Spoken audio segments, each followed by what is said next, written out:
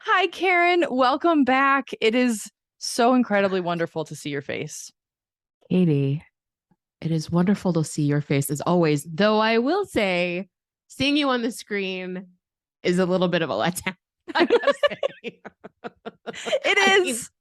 It is. If you could have like picked me up in your gorgeous car this afternoon, and oh then we my could have God. been recording with Ginger Buddha and Americano Angel, it would have been better, I will say.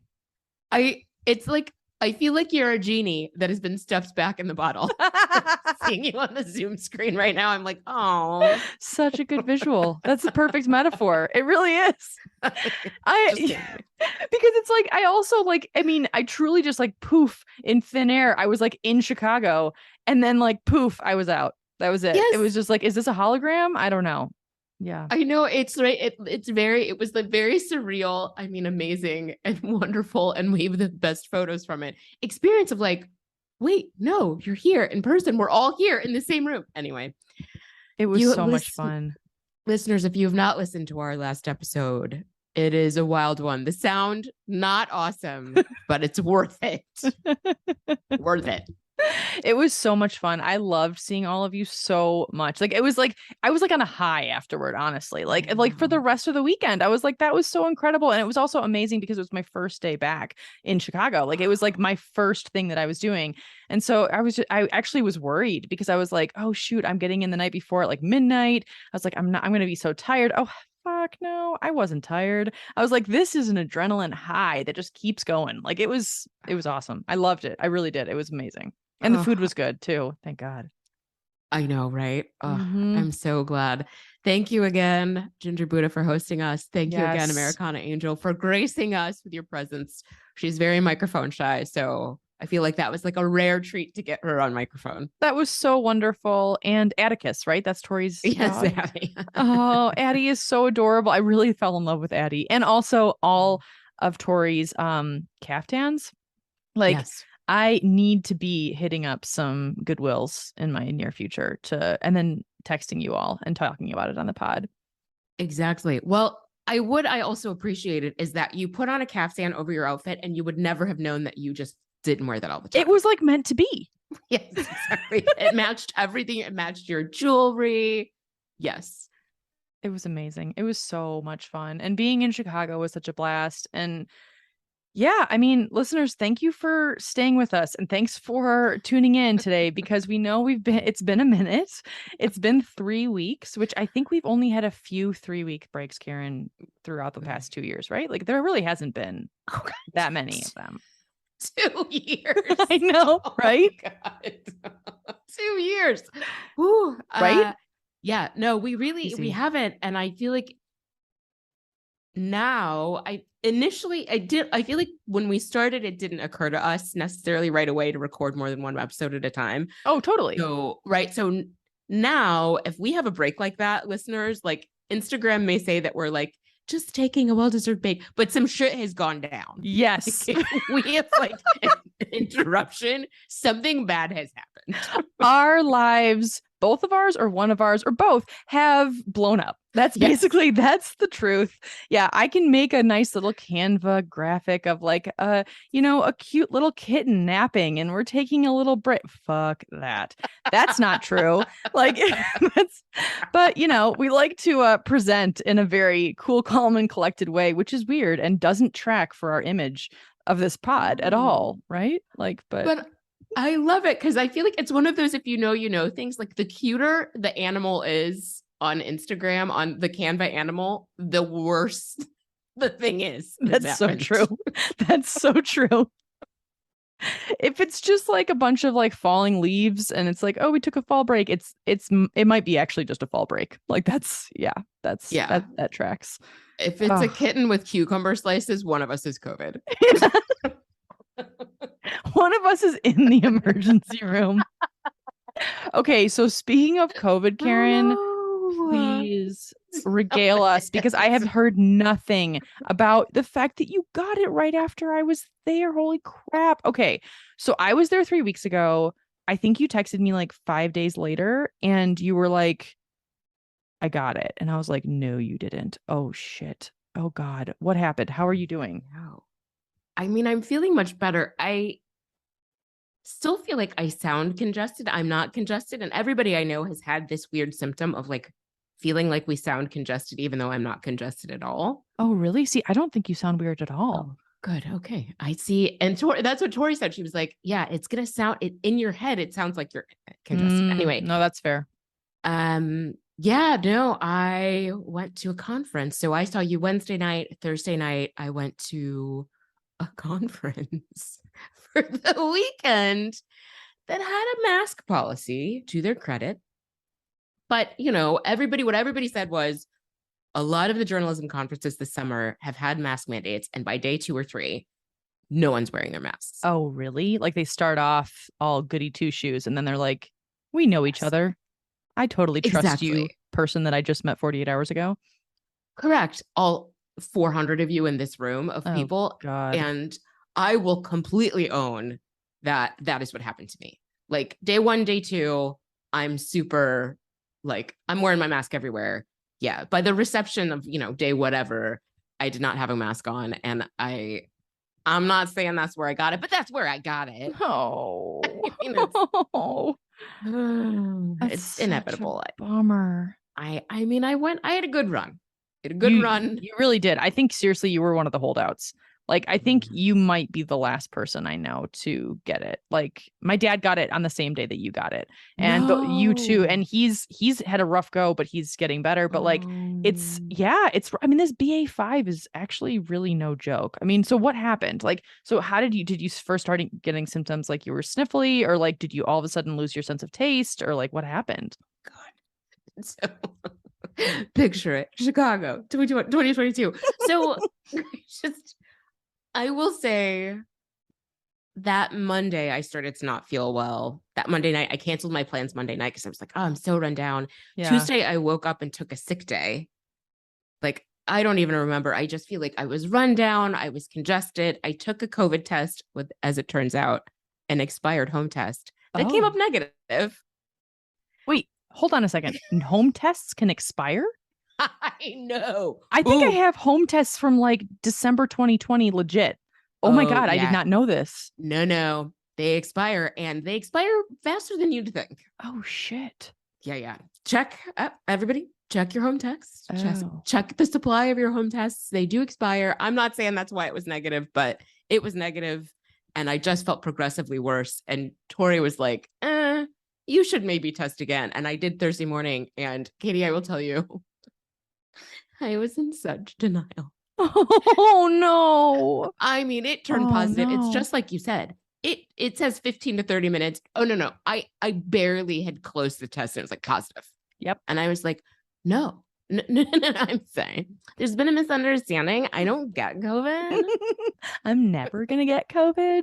I am immune and I am an advanced species that will not, cannot. Oh, that's awful. So you saw the second line and you were like, oh hell no. Oh hell no. So then I took a second one because I Of was like, course. and then I decided to go to urgent care because I was like, don't you know who I am? I do get COVID. This is the best story ever, except that you had COVID. But yes, this is amazing. COVID. Oh my God. And it was just like, yeah, no, like how many times did I need to be told that I had COVID before I was just like, Oh, okay. wah, wah. I know. Yeah. So, I mean, I took 4 sick days, which I couldn't even tell you the last time I took 4 sick days. Oh, I yeah. really, I have no idea. Uh, very grateful to my 9 to 5 employer that they have a very generous sick policy, obviously. And yeah, no, I was laid up and it was a bad cold. I at the time while I was in it, I was getting really mad at people who were suggesting I had a mild case. I was like, I feel like shit. Yeah, the mild case people, which I will admit I was one of them at first, I don't think that's a thing. That's like, it's not good to say you have a mild case because then inevitably you're going to be like hit by a truck. Like I don't think there is such a thing as an actual mild case. Although I have heard of people who are like, I was sick for 2 minutes and then I just sneezed and I was fine. And I was like, I'm so happy for you, genuinely. But also, what? No, you're like one in a million. So you did Yeah. not have a mild case. Like the level of feeling like ass is I mean, it's significant. Like, it's horrible. It was really bad. And I don't know. I kept gaslighting myself. Like, I don't know if you had this experience of like, do I feel this bad or do I think I feel this bad because now I know I have COVID? Like, I just kept psyching myself out and it was like, just give in. Yeah. I feel like shit. Yes. Yes. Did you just like stay in bed or? Oh yeah. Yeah. Oh, Yeah. I'm so sorry. Yeah. That's awful. I will say shout out to, again, Ginger Buddha, Americano Angel. Shout out to the doctor, not a medical doctor in my life, who came here against my wishes to take care of me. Oh, I know. It was very, very sweet. that's so nice. I know. So I'm very grateful to have had so much support. And it's weird. I'm glad that I'm glad I had it. Yeah. Like now I don't have this weird, like, oh God, am I gonna get it? Totally. Totally. I mean, it's kind of like okay, I'm done with that. Like, let's move on. Life, like I mean, do you feel like after those 4 days that you took off, like did you feel exhaustion for longer than that? Or was it like, oh, you're good? Like, do you feel like 100% now? I don't feel like 100%. And I Really? feel like, yeah, the Oh, brain fog man. lasted like, I feel like well into the next week. I went back to Yeah. work, but I was like, should I be working right now? I don't know. And I'm tired. And yeah, I feel like sorry, I can hear my dryer in the background. Oh, I can't hear it. Don't worry. Yeah, I feel like I was surprised how long I didn't feel well. And I keep hearing about the weirdest long COVID symptoms. Like, we really don't know anything about COVID, and we certainly don't know anything about long COVID. And I know someone who has a kidney infection that they think is linked to, that they think that the COVID, like, in her body attacked her kidneys. Oh my God. What the fuck? That's so scary. Yeah. That's so scary. Please tell me you're not experiencing anything like that. Knock on wood, no. Good.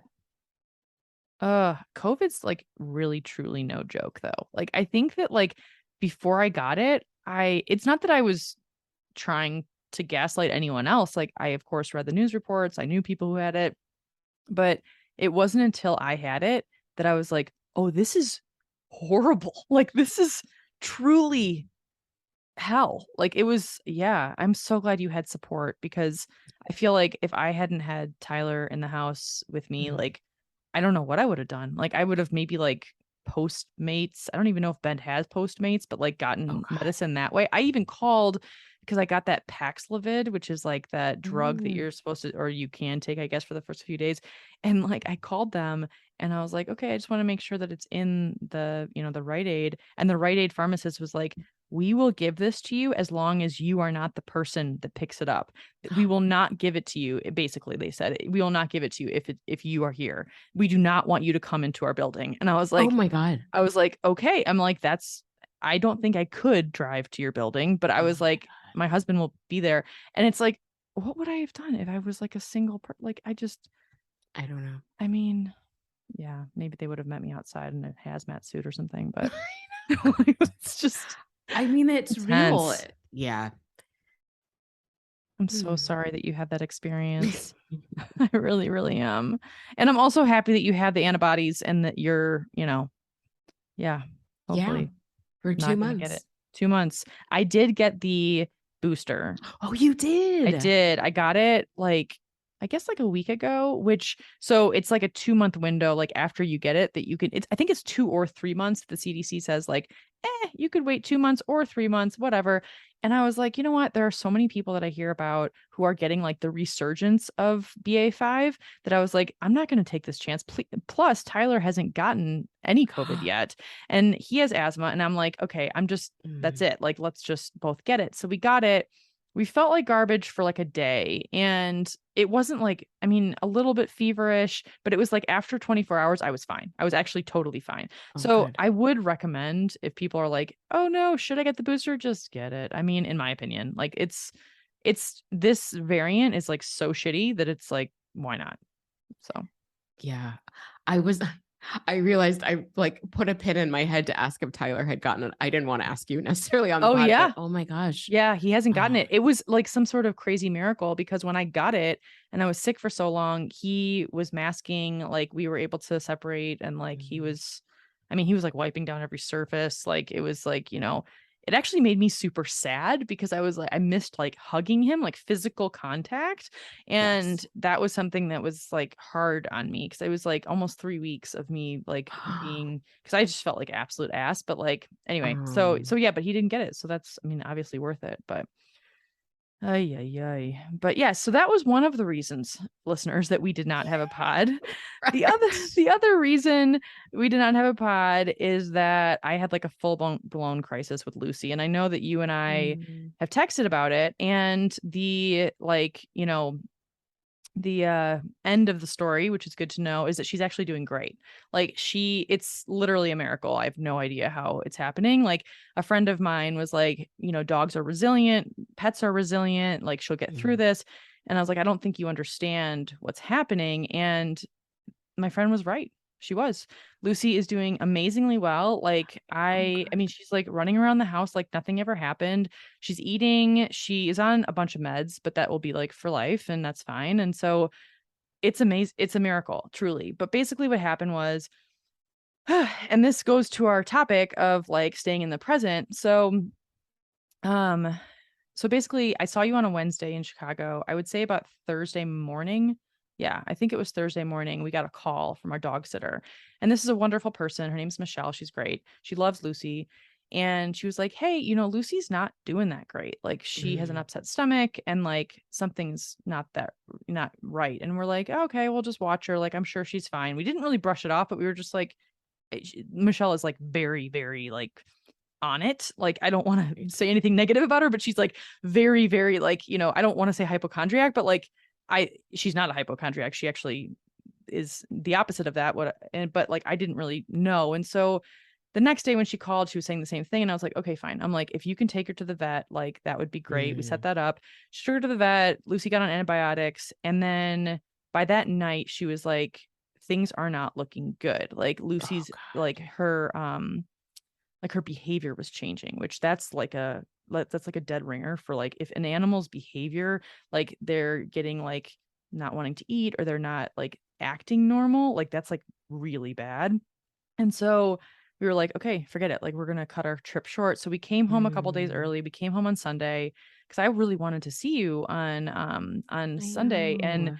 I remember texting you and I was like, we have to go home. So Tyler and I flew home and like it was actually okay with us. Like at least we got to see people once, like we were gonna like see people again, but we were super lucky that we got to see some people. And we get home and Michelle drops Lucy off and Lucy's fine. She seems totally fine. And Tyler goes to Trader Joe's.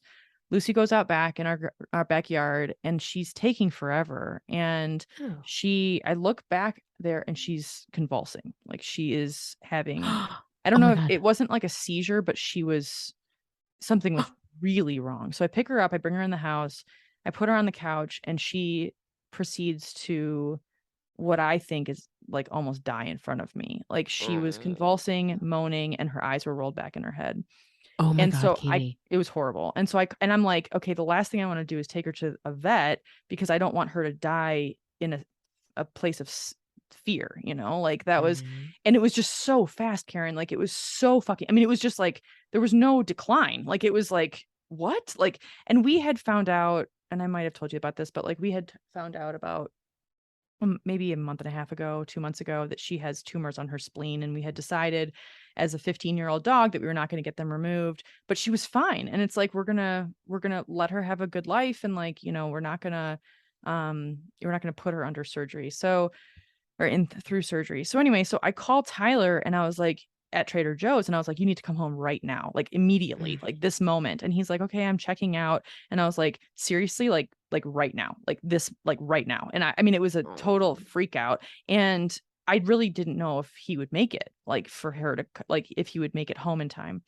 So he comes home and both of us are just like hysterical. I mean, it's like we don't even know, she's not registering that we're in front of her. Like it's an absolute Oh, mess. It was she, I mean, truly we were thought that was it. Like, and so we had covered her with these blankets and we were telling her we loved her. And I called our vet, and our vet, like it's like an emergency line because it's like a Sunday and nothing's open.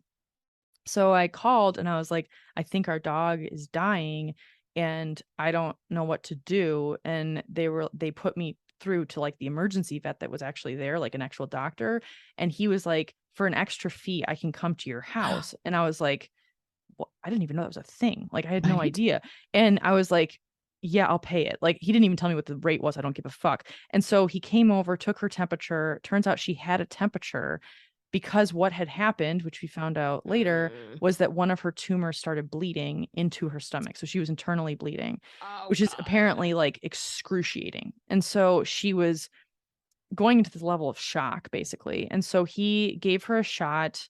I mean, he saved her life. Like he gave her a shot that lowered her fever. And then she was on IVs for the next 3 days in the hospital. Like she would come home at night. She would be on IVs all day long. I mean, we seriously like treat her like a human. And so like Oh my we God. like, and she was not with it at all. Like she was like truly out of it. And basically, and so at the end of the third day, they were like, look, by the end of the third day of these IVs, we're going to take her blood. If her red cell blood count is elevated, that means that the bleeding has stopped, that she has been able to clot her blood on her own. And they're like, that is the best case scenario. If that happens, then she actually could recover from this almost fully. And if that doesn't happen, then you have a choice, basically. Yeah.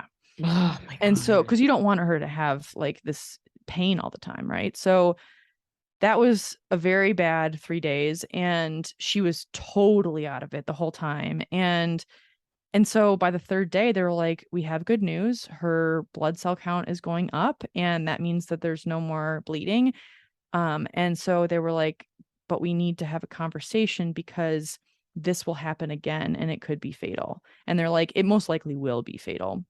And so we were like, okay. And I was like, if I mean, I know this is a lot of detail, but like, I was like, I was like, I don't believe in keeping her alive for us. Like, if she's in pain, I won't do it. And they were like, we really think it's premature to put her down because she's actually like in a place that she could actually get better. And I was like, okay, but like I don't want her Right. to die of an event that is painful, like it's like, and Yeah. now I'm trying to like control the situation, obviously. And so I'm not being in the present at all. And so Right. they're like, we think you're overthinking this in the nicest way possible. They told me that. And even Wow. though I was like, yeah, fuck you, but I didn't say that, but I was just like, but they were also right. And so they were like, we really recommend that you just live a normal life with her and cherish the time you have. And I was like, well, what is the time that we have? Like, if you can give us some sort of prognosis. And one of the vets was like, you'll be very lucky to have like 6 months.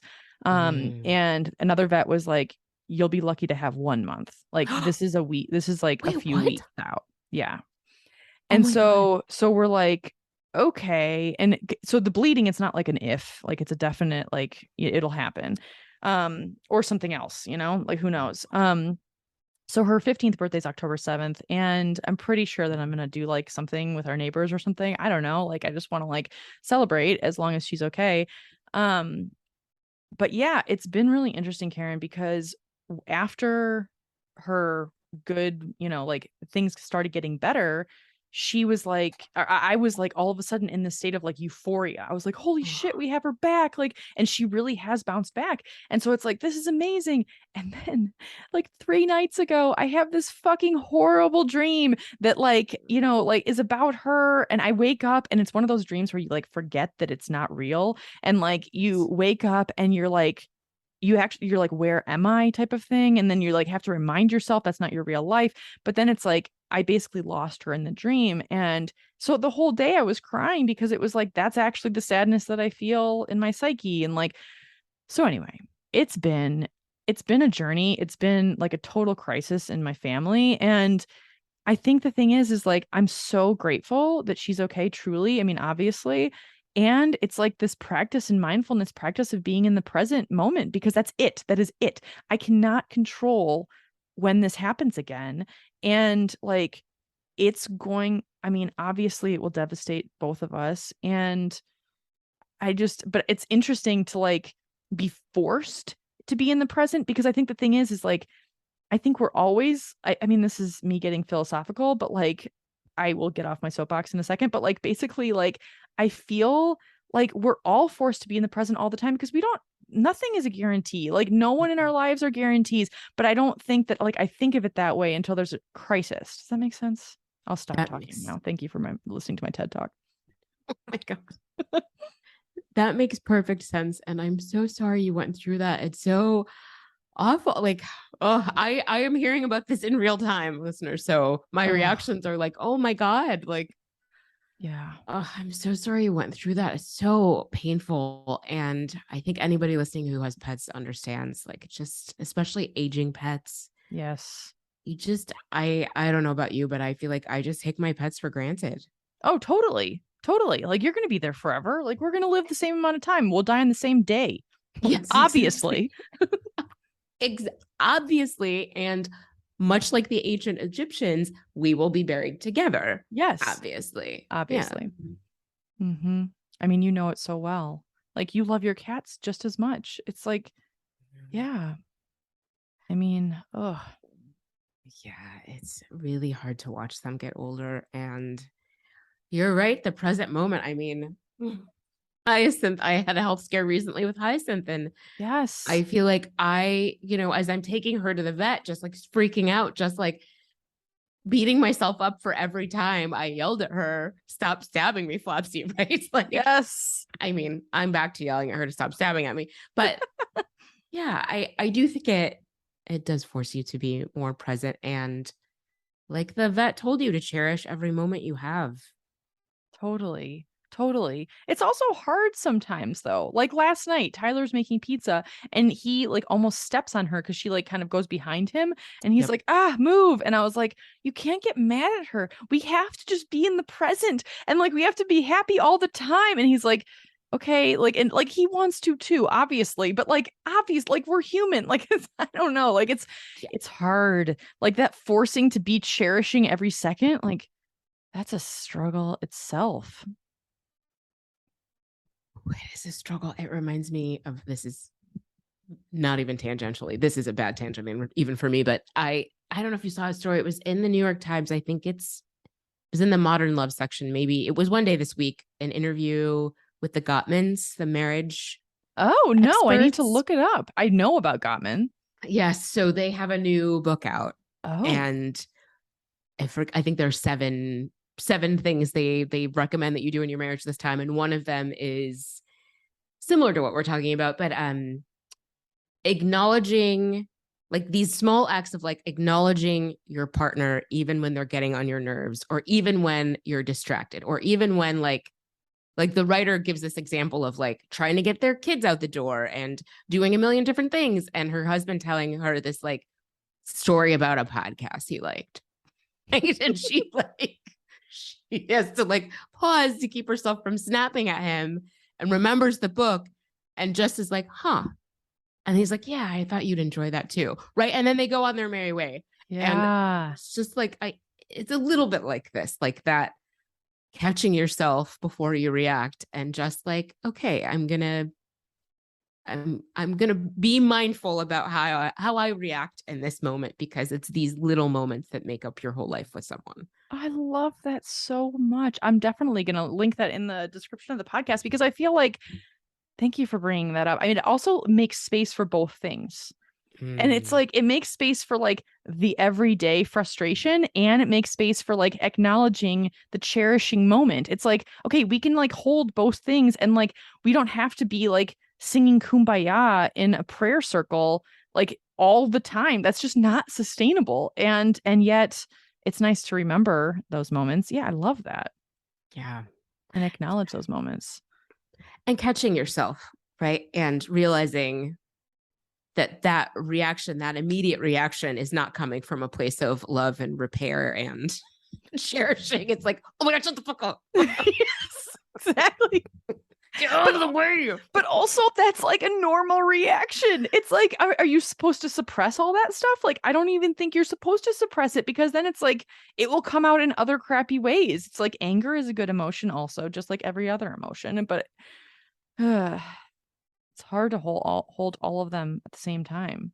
Mm.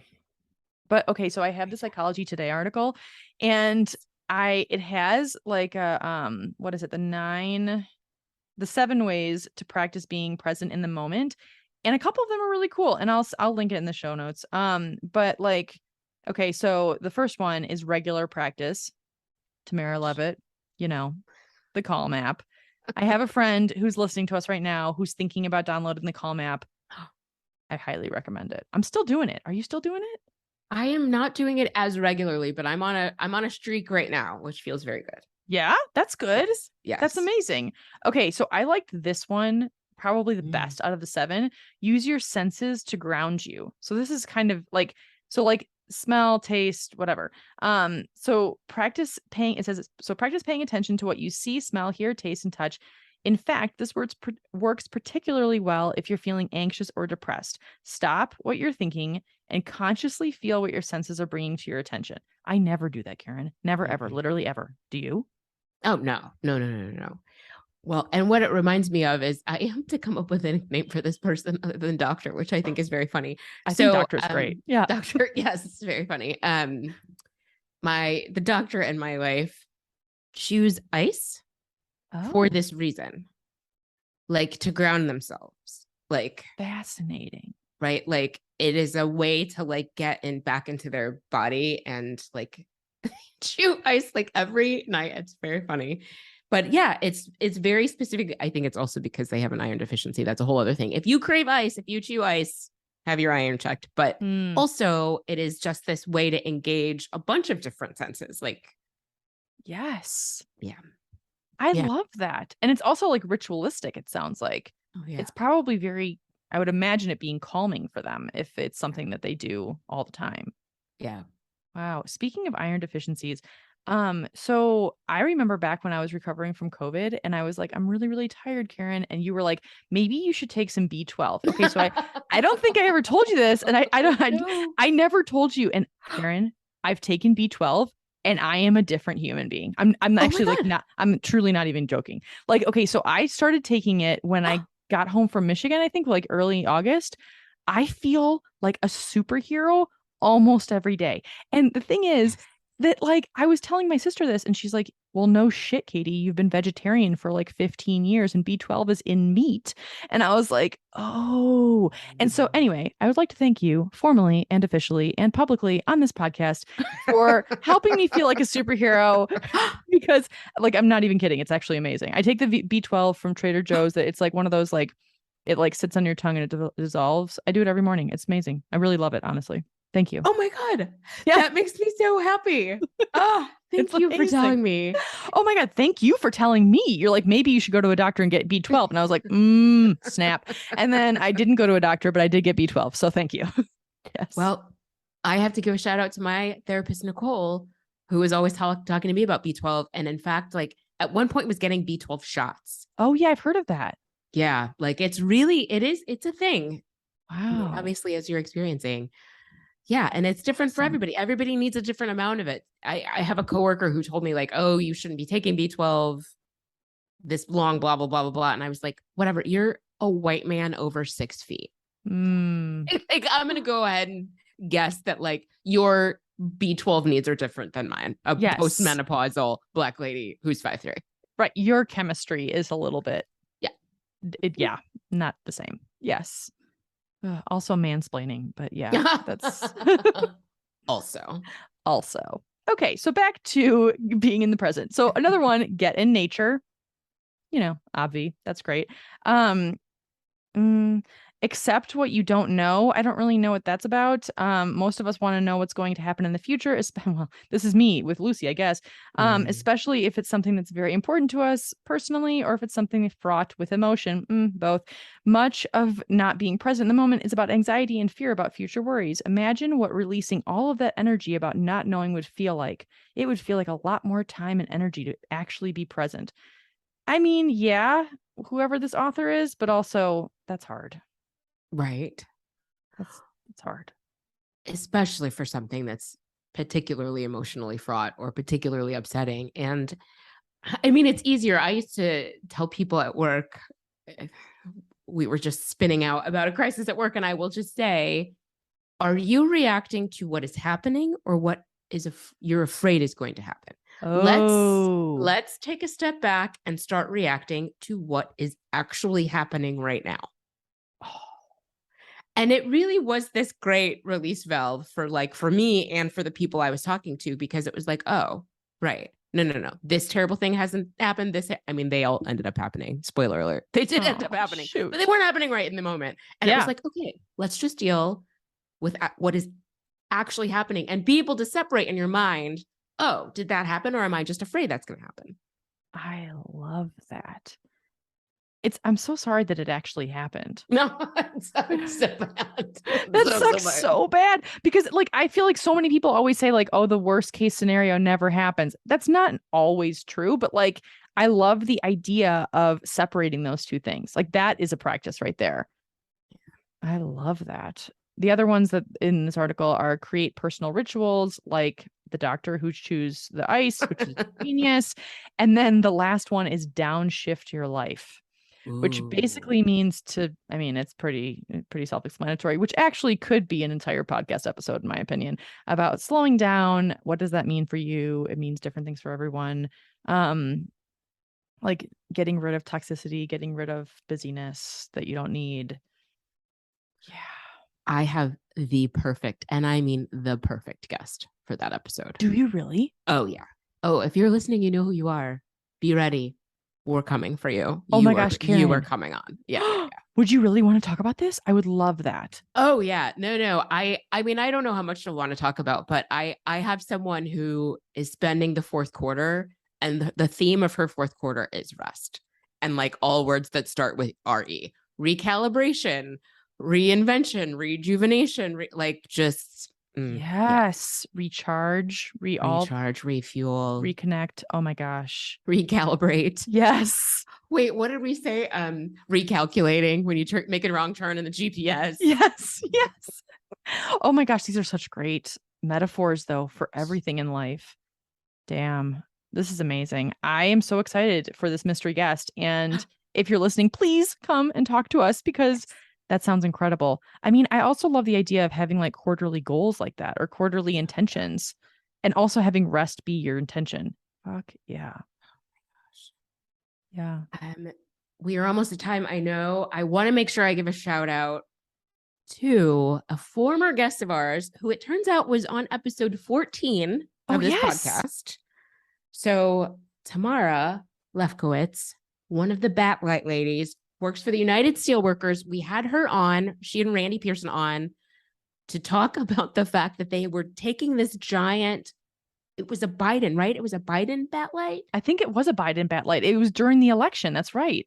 Yes, it was before the election. And they were projecting this thing onto buildings all over the country. And they projected it onto Trump Tower in Chicago. Yes. And Tamara just messaged me on Twitter to say, hey sis, long time no speak. I sent a message to the podcast Twitter and we didn't, my sister responded, but okay. So thank you, Valerie. We met the president yesterday and he signed the pic of us batlighting Trump Tower in Chicago. What? Casual. Oh my God. Yes, Tamara. Holy crap. That's amazing. It makes me so happy. They had this picture of the Batlight in Chicago and Biden signed it. What badasses these ladies are. That is seriously incredible. I should totally message them on Instagram and see if we can like put something on our Instagram of that picture, or maybe just like, just like share it in our stories. That's amazing. I love that she reached out. I know. That's so badass. I also love that they met Biden and like got acknowledgement that they deserved. Exactly. Yeah. Also that it was on Trump Tower. Fuck yeah. Oh, well, and I mean that I'm going to go back and listen to that episode because, they had like the whole thing with the Secret Service. Oh, that's right. Sniper. And the FBI thing. Yeah, right. Like, yeah. So, yeah. Badass ladies. They badass, are brave badass. ladies. They are amazing. Wow. I love that. I love that she reached out and like told you about it. That makes me so happy. And that they're still doing it. And like she just, casually met the president. No big deal. Yeah, yeah. Yeah, that's amazing. Oh my gosh, Karen, I'm so happy to talk to you. And I'm also so excited for our next episode. It's a special one, listeners. All of our episodes are special, but next one's extra special. I can't wait for it. Yes. Yay. All right. Well, have a great week, everybody. We will see you next week.